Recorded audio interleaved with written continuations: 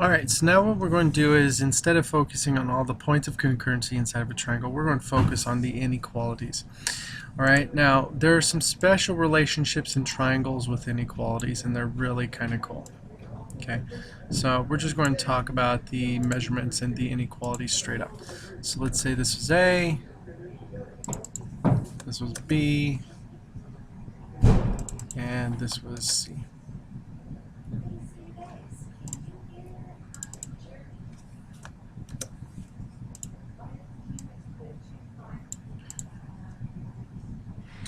Alright, so A, B, and C.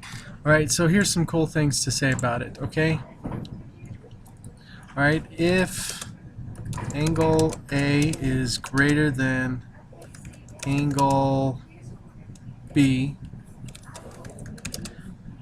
okay, so in other words, let's take a look at these angles. Let's go switch back to red. Okay, so if this angle is bigger than this angle, okay, I can say some relationships about their opposite sides. This side over here and this side down here. Okay, so if the angle is bigger than the other angle, then the opposite side has to be bigger. So CB is greater than CA. Ta-da, something simple as that. Now I can also do the reverse. If AB is less than BC, then I can also say relationships about their opposite angles.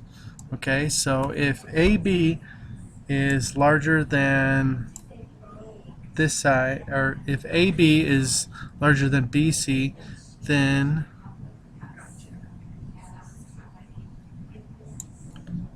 this angle has to be greater than this angle. They're just the opposite sides are just lined up with the opposite angles.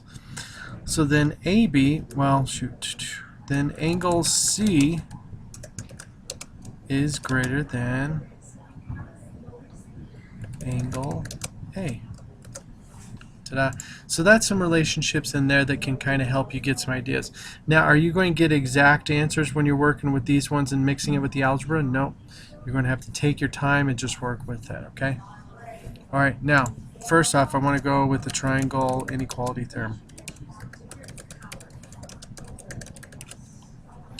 Okay, now the triangle inequality theorem will say this, that if you add up any two sides, AB plus BC, it must always be greater than the third side, AC. Okay, and that works for all possible combinations. So, BC plus CA must be greater than AB. And CA plus AB is always going to be greater than BC. Okay, and you can put numbers in there and test it, but you do have to test all three. If you don't test all three of these, you can't exactly say that it's a triangle. So if I give you, for example, let's say three sides of a triangle, 3, 5, 9. Okay, alright, I add up 5 plus 9, and that's definitely greater than 3. That makes sense. Okay, 9 plus 3 is greater than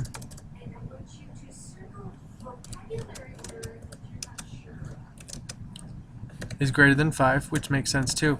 But if I try to go 3 plus 5 and try to have that greater than 9, I cannot have that. Okay, and because that cannot happen, this is not a triangle. So, not a triangle, sides. Okay, now what you can do with that, you use that